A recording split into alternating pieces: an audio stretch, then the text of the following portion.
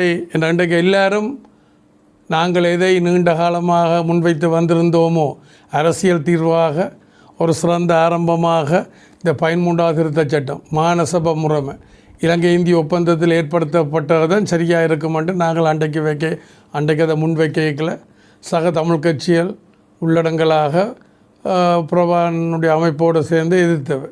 ஆனால் இன்றைக்கு எல்லாரும் அதை ஏற்றுக்கொண்டு வந்திருந்தாலும் அதை நடைமுறைப்படுத்துறதுக்கு அவர்கள் தயாராக இல்லை என்பது அவர்களுடைய நடைமுறையில் நாங்கள் காணக்கூடிய மாதிரி இருக்கு.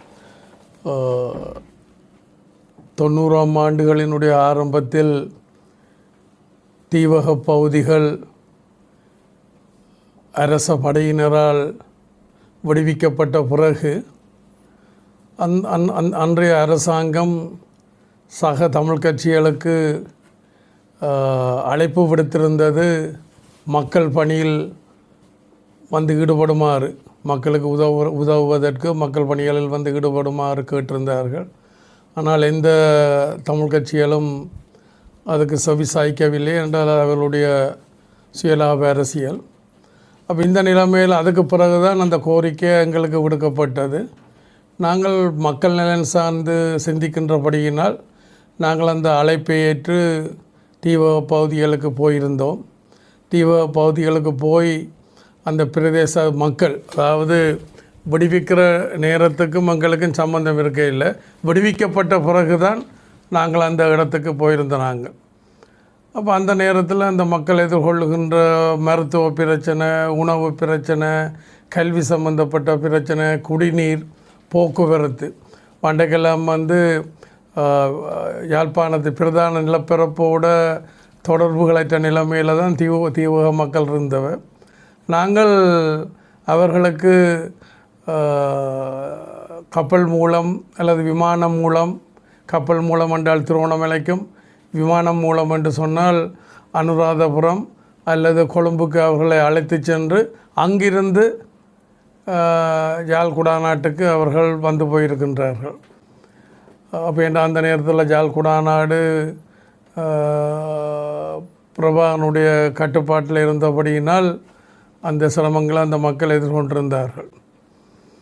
இப்போ அந்த நேரத்தில் தான் நினைக்கிறேன் 96ஆம் ஆண்டு நடுப்பகுதிக்கு பிறகு நெடுந்தீவை சேர்ந்த மக்கள், அப்போ அந்த நேரம் நெடுந்தீவு எந்த சந்தர்ப்பத்திலும் விடுவிக்கப்படவில்லை. அப்போ நெடுந்தீவு சேர்ந்த மக்கள் அந்த மக்களுடைய பிரதிநிதிகளாக அங்கே இருக்கக்கூடிய மூத்த தீவில் சந்தித்து கேட்டிருந்தார்கள். இப்படி தாங்கள் பட்டினியினுடைய விளிம்பில் இருக்கின்றோம், கடற்தொழில் படகுகள் கூடாக இந்தியாவுக்கு கூட சென்றிருக்கணும், போக முடியாதவர்கள் நாங்கள் பல பேர் இருக்கின்றோம், தாங்கள் பட்டினியினுடைய எல்லையில் இருக்கிறோம், தங்களை பாதுகாக்க சொல்லி. அந்த வகையில் தான் நாங்கள் நெடுந்தீவுக்கு சென்றிருந்த நாங்கள்.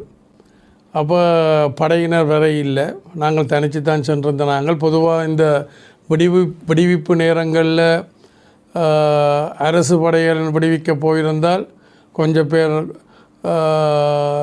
கொல்லப்பட்டிருப்பார்கள், கொஞ்சம் பேர் காயப்பட்டிருப்பார்கள், கொஞ்சம் பேர் கைது செய்யப்பட்டிருப்பார்கள்.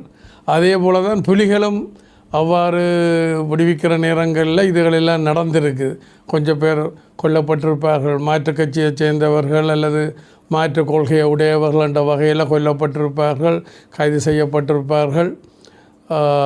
அப்போ இதிலெல்லாம் நாங்கள் போய் என்னுடைய தலைமையில் போய் விடுவித்தபடியினால் இது ஒன்றும் நடக்க இல்லை. நாங்கள் அதை விடுவித்து பிறகு அந்த நேரத்தில் அன்றைக்கு ஜனாதிபதி பிரேமதாஸ் அவர்களோடு கலந்துரையாடி ஒரு கப்பல் நிரம்ப அத்தியாவசிய உணவுப் பொருட்கள், மருந்துகள் உட்பட நாங்கள் அதை தெரிவித்து அந்த மக்களுக்கு கொடுத்து அண்டையிலிருந்து அந்த நெடுந்தீவு எங்களுக்கு ஊடாக பல முன்னேற்றங்களை கண்டு வந்திருந்தது. என்ன பிரச்சனை என்றாலும், காய்ச்சல் என்றாலும் அல்லது அந்த மக்கள் எங்களைத்தான் தொடர்பு கொண்டு அதற்குரிய ஆலோசனையையும் அதுக்குரிய தீர்வுகளையும் பெற்றுக்கொண்டிருந்தார்கள். ஆனால் சமீப ஆட்சி மாற்றத்துக்கு பிறகு அந்த மக்களுக்கு யாரோடையும் தொடர்பு கொண்டு தங்களுடைய பிரச்சனையை தீர்க்கக்கூடிய ஒரு சூழ்நிலையில் அவர்கள் இல்லாதபடியினால், பல முயற்சிகள் செய்தும் அது கைகூடாதபடியினால் ஒரு கவன ஈர்ப்பு போராட்டத்தை நேற்று நடத்தியிருந்தார்கள். சமீபத்தில் கூட அந்த நெடுந்தீவு மக்கள் எதிர்கொள்ளுகின்ற பிரதான பிரச்சனைகளாக இருந்த குதிரைக்கான கால்நடைகளுக்கான குடிநீர், நெடுந்தீவை சேர்ந்த எங்களுடைய உள்ளூராட்சி மன்ற பிரதிநிதிகள் 4 பேர் போய் ஆளுநர் அவர்களை சந்தித்து அவர்களிடம் மக்களுக்கான குடிநீர், மற்ற கால்நடைகளுக்கான குடிநீர், அடுத்தது கடல் போக்குவரத்து, மற்றது வீதிகள் சம்பந்தமான இதுகளை நாங்கள் வெளிப்படுத்தியிருந்த நாங்கள். அப்போ ஆளுநரும் அதை கருத்தில் எடுத்து அதை தீர்ப்பதாக உறுதியளித்திருந்தார். நாங்கள் பொறுத்திருந்து தான் பார்க்க வேண்டும் என்ன நடக்கப் போகிறது என்றது. அது அந்த மக்களுக்கு தான் வெளிச்சம் கடந்த காலத்தில் சரியாக கையாளப்படவில்லையா இல்லையான்றது எங்களால் முடிஞ்ச அளவுக்கு நாங்கள் செய்திருக்கின்றோம். நான் மக்களை நோக்கி கேட்பது என்னென்று சொன்னால், எங்களுக்கு கூடின வாக்குகளையும் கூடின ஆசனங்களையும் தந்தால், நான் இப்போ தமிழ் தேசிய கூட்டமைப்பு கொடுத்தது போல் 20-25 ஆசனங்களை நான் கேட்கவில்லை. ஒரு 3 to 5 ஆசனங்கள். ஏன்னா நாடாளுமன்றத்தில் எண்ணிக்கைகள் முக்கியம். எங்களுக்கும் அவைகளுக்கும் உள்ள வித்தியாசம் என்னென்றால், நாங்கள் பிரச்சனைகளை தீருகின்ற வகையில் அணுகுகின்ற நாங்கள், அவர்கள் பிரச்சனைகளை தீரா வகையில் அணுகிற, இதுதான் எங்களுக்கும் அவைகளுக்கும் இடையில் உள்ள வித்தியாசம். அந்த வகையில் இப்போ சமீபத்தில் கூட இந்திய தரப்பை தமிழ் பிரதிநிதிகள் சென்று சந்தித்திருக்கின்றார்கள். அதில் கூட கதைக்க வேண்டிய முக்கியமான பிரச்சனைகளில் இந்த இந்திய இழுவமடி படகு அத்துமீறி எல்லை தாண்டி வந்து இங்கே எங்களுடைய வளங்களை சுரண்டுகின்ற எங்கள மக்களுடைய வாழ்வாதாரங்களுக்கு அழிவுகளை ஏற்படுத்துகின்ற அது ஒரு பிரதான பிரச்சனையாக இருக்கின்றது. அது கதைக்கப்படவில்லை. அப்போ அவர்கள் கதைச்ச பிரச்சனை எதெல்லாம் கதைச்சிருக்கிறதாக பத்திரிகைகள் சொல்லப்படுது.